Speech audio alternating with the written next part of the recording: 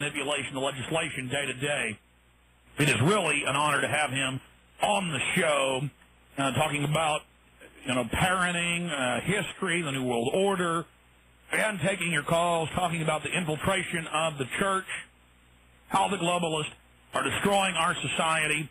And a very interesting point was brought up. Father Malachi Martin wrote The Keys to This Blood and other books that I've read, and only talked about some of the New World Order system. And in the last segment, Hutton Gibson said that he thought that he was putting out some misinformation in one of their agents. They do that a lot. They mix a little bit of truth, a lot of lie, or a little bit of lie with a lot of truth as a poison pill. Why would you say that? I mean, give us your summation of what the New World Order really is and how it's really run compared to what Malachi Martin had to say, Mr. Gibson. Well, how it operates in the church is to simply just change definitions on everything. They don't know what they're talking about, and they want to make sure you don't know what they're talking about. So every time you turn around, a word means something else again.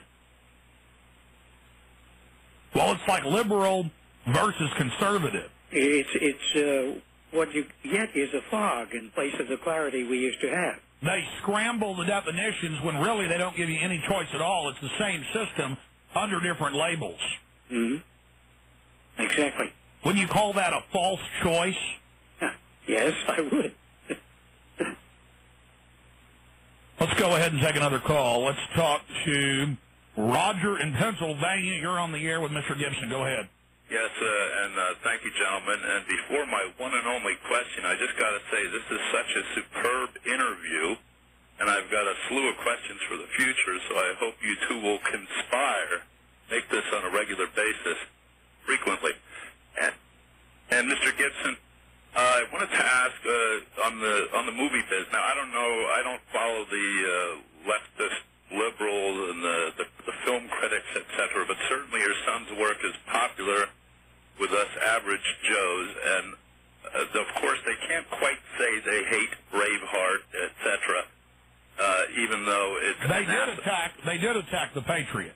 Well, even though these terrific movies are anathema to everything they stand for, and I guess they just I just wonder what your read is on the nature and the effectiveness of the lefties' attacks on your son, and anything you care to expand on that. God bless you all. Mr. Gibson, any comments to what he just said? You don't have Well, you expect a leftist attack. So I don't think it worries either of us. Well, absolutely, and it shows that people want good shows. They want things that inspire and buoy liberty and freedom and love of God and country, and it shows that people don't really want what Hollywood is force-feeding us. Would you agree with that statement? Well, they have their choice, haven't they? If they don't want to go and watch the nonsense, then they do go and watch the good stuff. It indicates that we are using our heads. Of course, they appeal a great deal to people that are extremely young, and in these days, young equals uneducated because of the collapse of our school systems. By design. We'll be right back with Hutton Gibson. We got one more segment with him. Time to take your calls at 800-259-9233 national television. He always, when it's live, talks about the New World Order and fighting against the tyranny.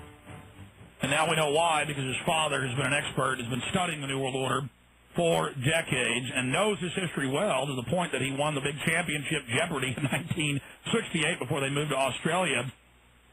Knows his history, and I guess those that don't know history are doomed to repeat it. And a famous statesman said that.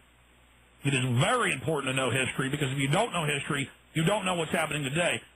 You know, that's really the point of all of this, is not knowing what good is, not knowing what evil is. You have no definition, so you have no rudder, you have no compass, you don't know where you're going. Take Pat Robertson 2 years ago, Mr. Gibson. the big, leader here in America, the big Christian leader, it's not just the Catholics, it's the Protestants, he said on CNN, China's doing what it has to do, this is a quote, with forced abortion and infanticide. And then his clarification was even worse. He said, well, they do need aggressive Planned Parenthood. This is pure evil, 50 million abortions. Bush won't even ban partial birth abortion. You watch, he's not going to ban it, folks. And I'll be glad if I'm wrong, but he's been blocking people from doing that. Went after Trent Lott when he tried to bring that up with that story. And then I had so-called Christians email and call me and go, you shouldn't attack Pat Robertson like he was the Protestants' pope or something. How dare you do this? When he's saying, because he wants his TV network in China, that China is doing what it has to do. Mr. Gibson, how can people call themselves Christians but support forced abortion and infanticide? How do they do that? They don't. It's not possible to be a Christian and support abortion, even unforced. I mean, this freedom of choice is nonsense too. Yeah, I mean, if I go out and kill somebody, that's not my choice. I've just killed someone. Yeah. But I mean, how can Pat Robertson? Did you hear about that when he did that? I did hear about it. Yes. Yeah. Well, I've got the clip, and I've got his CBN website statement where he made. I mean, I got calls. People saying, I'm going to try to get you off the radio here locally because you talk bad about Pat Robertson. What about those babies? Who's going to stand up for them? It's one way, it's a very short-sighted thing. Look how much public debt is on everyone as soon as he's born. And they're killing off half the people that are going to pay the taxes eventually. You had 10 children and adopted one, and I've looked at the national statistics. There are more people wanting to adopt good middle-class families, just a little bit, the number's a little bit higher of people that want to adopt for how many abortions they have. People have to go to the third world to get adopted children. So, and take partial birth abortion. That baby can be adopted. That baby is viable outside the womb. Why kill it? But they won't even get rid of that. What does that say about George Bush? Well, you would have to say he was one heck of a hypocrite. And an accomplice to murder. Accomplice to murder, I would agree. Let's go ahead. Let's see how evil we've gotten as a society. We just sit here and allow this. Let's talk to Bradley in Arizona. You're on the air with Hutton Gibson. Go ahead. Yes, hello. Yes. Thank you for taking my call. A great show today. And I just wanted to ask Mr. Gibson what he considers reliable news sources and where does he get a lot of his news for current events happening today. And let me just stop you. I would imagine he would say, don't believe anybody. Check it out for yourself. Am I accurate in saying that, Mr. Gibson? That's correct, yes. Okay, thanks. Is that all? Yes. Okay. Would you like to elaborate on her question, Mr. Gibson? No, I think that's enough. Okay. Let's talk to John in Texas. John, you're on the air. Go ahead. Good day. Can you hear me? Loud and clear. Are we fighting supercomputer, brainwave, mind control, that disinformation machine? Are we fighting demons? Or are we fighting, Alex doesn't like this for you to say this, or are we fighting aliens? And if whatever we're fighting, how are we going to fight back? We can't get violent. Everything we do, they can outmaneuver us, our brains. I'm not a Sir, if we educate people, we can fight them physically if need be to defend our families, and we still reserve that. Can you get me some equipment to block out this? Okay, sir, I appreciate your call. Certainly the government admits they have microwave guns, mind control weapons now. That's been in the mainstream news. Would you like to comment on anything that John just said, Mr. Gibson? Well, it's just that if enough of us get up and fight, they can't throw us all in jail. Can't kill us all. They're going to lose eventually if they take on the population. Well, because we are a rather ingenious tribe. We can work our way out of almost anything as long as it's there in front of us. As long as we know we're under attack and that there is indeed a war. Yes. And wasn't that what the Federalist Papers did? Isn't that what the committees of correspondence did before the Revolutionary War, where they told folks who the enemy was, how they were violating our rights, and how we could fight back? Yes. And they did it. They won. But they had to get past the fear factor. Yep. Well, look, I mean... Of course, you have to say that the weapons these days are far more complex and efficient. But I talk to troops... But they're not all that good. I talk to troops. I talk to police. A lot of them are starting to wake up, Mr. Gibson. And so we're fighting for the minds, the hearts, the souls out there. We can win this fight, especially because of the folks that have been there for 50-plus years, like yourself, fighting this New World Order and educating others. And the people you've educated, like your son, are now out there educating others with films like The Patriot and Braveheart and others. I would just say this quickly, and then we'll take some calls, that I have had incredible success. I've done 600 radio interviews plus in the last year and a half, and I've probably had 50, 60 calls that disagreed and several thousand that agreed. So I'm seeing a major awakening. Whereas 8 years ago on this show, I could load the phones with people that disagreed with me. Now you can't find them. So I do think there's a major shift. Is that because the New World Order is so out in the open now that they can't deny it anymore? I hope it's that far out in the open that there are people who simply won't see it. Or it's too much trouble. Well, they've gotten away with this much tyranny so far while we're still armed with guns. Imagine what they have planned is so horrible that they're so obsessed they've got to disarm us. They've got something planned so horrible they know we'll physically fight back. Would you agree with that statement? Oh, certainly.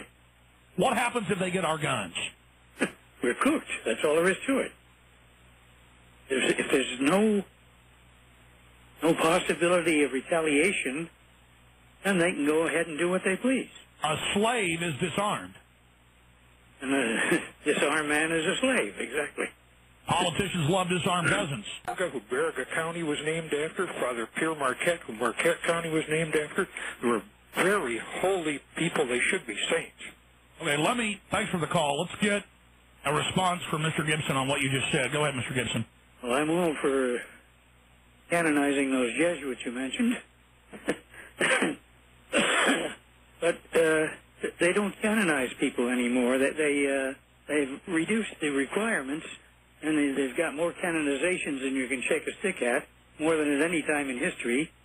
And they are not capable of canonizing anybody. That's what the problem is.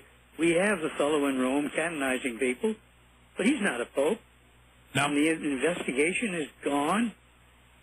Mr. Gibson, would you say the entire Catholic Church, and I would say the Protestant leaders as well, are servants of the New World Order at this point across the board? Almost all, yes. And it's like that with almost every other major organization. One more call. Tom in Ohio, you're on the air with Hutton Gibson. Go ahead, Tom. Yes, Mr. Gibson, it's an honor to talk to you. I'm glad there's a few people like you still around in the world to tell us what's going on. When did you first feel this coming on, discover this New World Order and realize it was happening? Thanks for the call. You got a bad phone. Go ahead, Mr. Gibson. Any comments on that? Well, about the time the World War II ended and we gave everything to Russia. And the war itself was conducted wretchedly. Very poor strategy. Plus 26,000 U.S. troops that were captured by the communists or in German camps were taken by the Russians, too. Were you aware of the 26,000 U.S. troops taken by the Russians and enslaved? I didn't know how many. I know it was done. Nobody ever saw them again. They just, off they are. Well, I want to thank you, Hutton Gibson, for joining us, and I want to thank you for all your fine work, and I hope in a few months' time we can have you back up on the show at another date. Do you think we can do that? I hope so. All right. Well, God bless you, and I really appreciate you joining us. Any final words to the listenership out there? Well, we don't know whether we're going to win, but we have to fight. And why do we have to fight? Because we're on the right side. We're on God's side. Absolutely. Hutton, thank you again for joining us from your home in Texas. And be sure and say hi to all your great children especially Mel for his fine work and